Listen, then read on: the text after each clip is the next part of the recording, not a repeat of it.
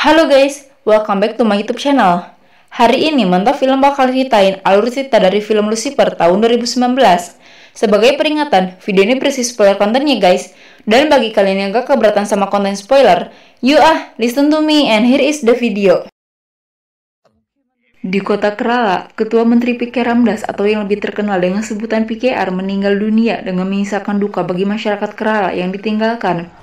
PKR sendiri adalah seorang ketua menteri dan pemimpin partai IUF, di mana dirinya meninggal ketika tengah dirawat di rumah sakit milik Medayil Rajan yang merupakan pemimpin dari partai oposisi. Pejabat pemimpin menteri, Mahesh Parma, dalam duka tersebut dengan sengaja mengirim aktivis partai untuk membuat kerusuhan di depan rumah sakit, dan ia menuduh bahwa Rajan telah membunuh PKR. Hal tersebut sontak saja membuat kerusuhan yang begitu besar, dan dengan terpaksa para polisi harus bertindak tegas untuk mengusir para pendemo itu. Kemudian scene beralih ke lain tempat. Seorang pria bernama Govardan yang menuturkan dirinya sebagai pencari kebenaran, ia melakukan siaran langsung di Facebook dan mengklaim bahwa PKR yang banyak orang anggap sebagai juru selamat orang miskin dan perusak pejabat yang korup, sebenarnya hanyalah sebuah boneka bagi sindikat pengontrol sistem politik India. Menurut Govardan, setelah kematian PKR, akan ada 5 orang yang menurutnya berpeluang untuk menggantikan PKR. Pertama, putri sulung PKR sendiri, yaitu pria Darshini Ramdas yang sama sekali tidak aktif di kancah politik. Kedua, suami pria, yaitu Bimal Nair atau lebih dikenal dengan panggilan Bobby yang merupakan penipu real estate. Ketiga, adik pria yaitu Jatin Ramdas yang kini berada di Amerika Serikat. Keempat, Mahesha Parma yang sangat berpeluang karena senioritasnya dalam kancah politik. Dan terakhir, Stephen Nedumpali, seorang pria yang dipromosikan oleh PKR. Dan Govardan sendiri menggambarkan bahwa sosok Stephen adalah yang paling berbahaya. Oleh karena itu, dirinya disebut dengan nama Lucifer. Setelah itu, scene beralih ke kota Mumbai memperlihatkan Bobby yang tengah menemui seorang pria bernama Abdul. Kedatangannya sendiri adalah untuk meminta bekerja sama dengan atasan Abdul yaitu Fyodor, seorang pemimpin kartel obat terlarang penguasa wilayah Mumbai. Dengan kerjasama itu, Bobby berencana akan mendanai partai IUF dengan uang obat terlarang yang akan 3 kali lipat lebih tinggi dari pendana sebelumnya. Dan dari Fyodor, dirinya akan mendapatkan 250 crore setiap bulannya dengan imbalan selundupan obat terlarang ke Kerala setelah IUF memenangkan pemilihan. Kembali ke Kerala. Di sebuah tempat bernama Asraya, sosok Stephen nampak akan pergi ke tempat PKR disemayamkan. Akan tetapi, beberapa saat di perjalanan, dirinya sempat dihadang oleh para polisi atas perintah pria yang tak ingin Stephen datang ke tempatnya. Namun begitu, Stephen tetap datang untuk sesaat memberi penghormatan terakhir kepada PKR. Singkat cerita, proses kremasi pun dilakukan oleh pria. Dan sehari setelahnya, Bobby baru kembali dari Mumbai dengan alasan memiliki pertemuan yang sangat penting. Lalu, setelah menemui pria, Bobby pun beranjak untuk menemui anak tirinya Janvi. Dan tanpa sepengetahuan pria, Bobby memberi Janvi obat terlarang, juga sedikit melakukan pelecehan seksual kepada Janvi. Setelah kedatangan Bobby, dengan semena-mena Bobby membubarkan partai, dan ia akan membuat partai yang baru dengan diketuai oleh Jatin Ramdas. Bobby sendiri meyakini bahwa Jatin Ramdas nantinya akan ada di pihaknya, dan akan dapat dibuat menjadi boneka penghasil uang untuknya. Kemudian di lain tempat, scene memperlihatkan Govardan yang ditemui oleh reporter stasiun TV untuk mengajaknya kembali melakukan siaran yang membahas mengenai kebenaran soal PKR. Di dalam wawancaranya, Govardan menuturkan bahwa seruan Lucifer terhadap Stephen adalah bukan karena ia orang jahat, melainkan karena ia adalah iblis yang banyak mengungkap kejahatan para penjahat, termasuk penipuan yang dilakukan oleh Bobby. Satu hal yang perlu ditekankan mengenai siapa sosok Stephen yang sebenarnya. Sebelumnya, IUF didanai oleh seorang pengusaha kecil yaitu Manapatil. Namun Govardan sendiri meyakini bahwa sosok Manapatil berkaitan dengan Quraisy Abraham, seorang mafia terkenal yang mengendalikan perdagangan emas dan berlian di seluruh dunia. Beberapa saat berlalu, hasil wawancara Govardan pada akhirnya sampai kepada Bobby karena pimpinan stasiun TV tersebut adalah kaki tangannya. Bobby yang merasa namanya dicoreng menahan siaran tersebut. Lalu, scene pun memperlihatkan Govardan yang ditangkap oleh orang-orang Bobby, dan dia dimasukkan ke rumah sakit jiwa dengan desain kamar yang persis seperti dengan rumahnya. Beralih ke Asraya. Ketika Stephen sedang bersantai, seorang pria datang memberi kode, dan Stephen langsung pergi bersamanya. Mereka akan menuju sebuah pabrik yang tersegel. Namun menurut pria tersebut, dirinya melihat beberapa truk mendatangi tempat tersebut, dan hal itu sangat mencurigakan. Setelah sampai, Stephen memperingatkan orang-orang itu untuk pergi. Akan tetapi, karena orang-orang itu begitu keras kepala, pada akhirnya Stephen pun memberi perlawanan kepada mereka. Dan Stephen yang dari pertama kemunculannya, sampai 1 jam film berlangsung, selalu terlihat begitu tenang. Barulah pada scene ini, dirinya menunjukkan siapa ia yang sebenarnya.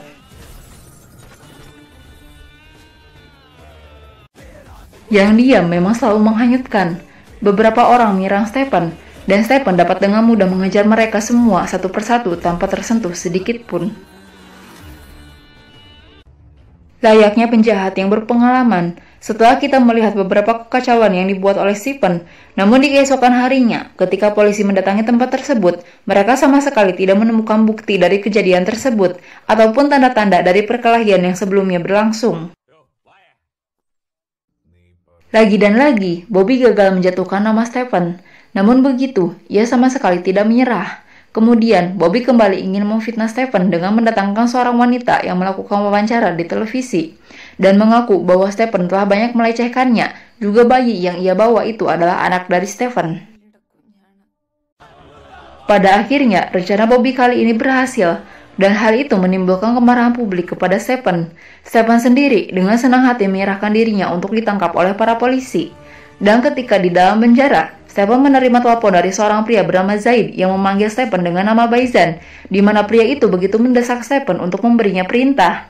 Kira-kira siapa sih Zaid ini? Dan siapa sosok Stephen yang sebenarnya? Jawabannya ada di akhir video ya guys. Kembali ke alur. Setelah penetapan Jatin sebagai pemimpin baru AUF, Jatin pun menampakkan dirinya di depan para pendukung partai dengan dandanan yang mirip dengan ayahnya. Tak disangka, sosok pemuda ini dapat dengan mudah merebut perhatian orang-orang dengan pidatonya yang begitu diplomatis namun apa adanya. Beralih ke lain tempat. Di suatu malam, sebuah truk yang melintasi hutan Tamil Nadu nampak ditembaki oleh beberapa pengendara bermotor. Sama halnya pula dengan truk yang melintasi daerah Karnataka yang ditembaki hingga terguling. Lalu, secara bersamaan, kedua truk tersebut dipasangi beberapa bom waktu yang seketika langsung membuatnya meledak. Ternyata, truk-truk tersebut berisi barang penyelundupan milik Bobby. Dan selain lewat jalur darat, penyelundupan jalur air juga dikacaukan oleh beberapa orang, di mana orang itu adalah Zaid. Ia dan orang-orangnya terus menembak mati para awak kapal dan dengan segera kembali meledakkan kapal tersebut. Setelah aksi pengeboman tersebut, Abdul mengabari Bobby mengenai semuanya, di mana pada percakapan mereka diketahui bahwa Zaid adalah pemimpin kelompok pembunuh bayaran Asia yang paling berbahaya, dan kepada mereka, Zaid meminta agar Stephen segera dibebaskan dalam waktu 1 minggu. Farma sendiri yang diberitahu oleh Bobby dirinya merasa keberatan, dan dengan bantuan Rajan, orang-orang Rajan yang berada dalam satu penjara dengan Stephen diperintahkan Rajan untuk membunuhnya. Namun hal tersebut begitu ditanggapi santai oleh Stephen. Perkelahian pun terjadi di antara mereka. Beberapa orang mencoba untuk menghajar Stephen secara bersamaan. Namun begitu, Stephen yang ahli pada kenyataannya mampu melumpuhkan mereka semua dengan begitu santainya. Beralih ke lain tempat. Di suatu hari, pria mendapati kabar bahwa Janvi dilarikan ke rumah sakit karena overdosis obat-obatan terlarang. Pria sendiri begitu mengecamnya, dan Janvi dengan penuh kesedihan meminta tolong kepada ibunya dengan mengakui semua pelecehan yang dilakukan oleh Bobby. Pria yang mendengarnya begitu tak percaya, akan tetapi naluri seorang ibu pada akhirnya membuat pria mempercayai Janvi. Di sisi lain, karena tak ingin tercoreng namanya, Bobby dengan terpaksa kembali mendatangkan wanita yang semula untuk melakukan wawancara dan mengakui bahwa pernyataannya yang sebelumnya itu hanyalah fitnah dari dirinya untuk Stephen. Sehingga karena hal tersebut, pada akhirnya Stephen pun dibebaskan.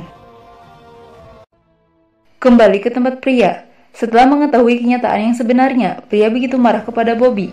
Akan tetapi, di sini Bobby sendiri mulai membuka kedok kejahatannya, di mana ia mengatakan bahwa ia bisa melakukan apa saja kepada Janvi, sama seperti yang ia lakukan kepada suami pertama pria dan PKR ayah pria. Dan bisa dipastikan bahwa Bobby lah dalang dari kematian mereka berdua. Bobby pun mengancam pria, Jika ia berani melaporkannya ke kantor polisi, maka Bobby pun akan melaporkan Janvi terkait penggunaan obat terlarang. Tidak hanya oleh Bobby, di keesokan harinya pun, pria juga diancam oleh polisi mesum yang memegang bukti mengenai Janvi, di mana si polisi mesum itu meminta agar di satu waktu, pria mau melayani dirinya. Pria menjadi begitu putus asa, dan di tengah-tengah keterpurukannya itu, sepintas ia kembali mengingat perkataan ayahnya yang semasa hidupnya begitu mengkhawatirkan pria yang akan menikahi Bobby. Kepada pria, PKR menekankan bahwa jika suatu hari dirinya tidak ada, sedangkan pria butuh bantuannya, maka satu-satunya orang yang mampu untuk membantunya hanyalah Stephen. Dan singkatnya, Sin pun memperlihatkan pria yang untuk pertama kalinya menemui Stephen di sebuah gereja tua tempat ibu Stephen disemayamkan. Di sana, pria langsung menceritakan semuanya, dan Stephen pun berjanji kepada pria bahwa ia akan segera membereskan semua masalah yang kini sedang dihadapi oleh pria. Kemudian, Sin beralih memperlihatkan si polisi mesum yang mendatangi seorang bintang film yang telah disekapnya. Dan sesaat, si polisi mesum tersebut berlalu, di mana ternyata sekelompok orang telah menyerang dirinya hingga tewas. Dan dapat kita ketahui bahwa itu merupakan ulah dari Stephen bersama dengan beberapa warga Asraya. Setelah membunuh polisi mesum, Stephen mendatangi pemilik stasiun TV dan ia mentransfer dana kepada mereka sebanyak 45 crores. Sebagai imbalannya, pihak stasiun TV sendiri harus mengadakan konferensi bersama dengan pria dan Jatin Ramdas. Dan sontak, hal tersebut pun membuat si pemilik stasiun TV begitu tak menyangka terhadap Stephen. Lalu, di keesokan harinya, acara konferensi pun diselenggarakan, di mana dalam konferensi itu, Jatin memaparkan mengenai banyak penipuan yang dilakukan oleh Bobby, dan keterlibatan Bobby terhadap penyelundupan obat-obatan terlarang. Berkas itu sendiri merupakan berkas milik Govardan yang sebelumnya memang telah Govardan paparkan dalam wawancaranya yang ditahan oleh Bobby. Dan dengan bukti tersebut, Jatin secara resmi mengumumkan bahwa Bobby kini adalah buronan nasional. Bobby yang juga melihat siaran tersebut ternyata telah salah menilai Jatin, dan dirinya begitu memohon kepada Abdul untuk dapat ditolong melarikan diri ke Dubai. Akan tetapi, Abdul malah menahan Bobby sampai kedatangan Fyodor, di mana hal itu membuat Bobby dan Abdul saling baku hantam satu sama lain. Bobby yang juga melihat siaran tersebut ternyata telah salah menilai Jatin, dan dirinya begitu memohon kepada Abdul untuk dapat ditolong melarikan diri ke Dubai. Akan tetapi, Abdul malah menahan Bobby sampai kedatangan Fyodor, di mana hal itu membuat Bobby dan Abdul saling baku hantam satu sama lain.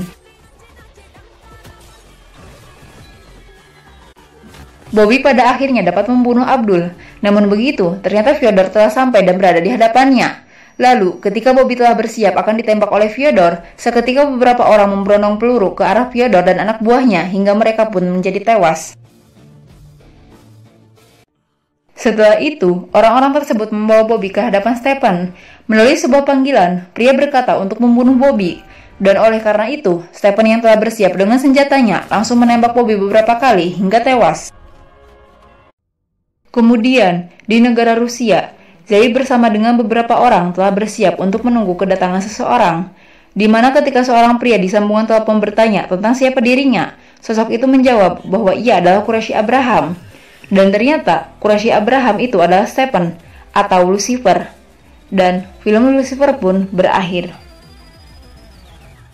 So guys, itulah alur cerita dari film Lucifer tahun 2019.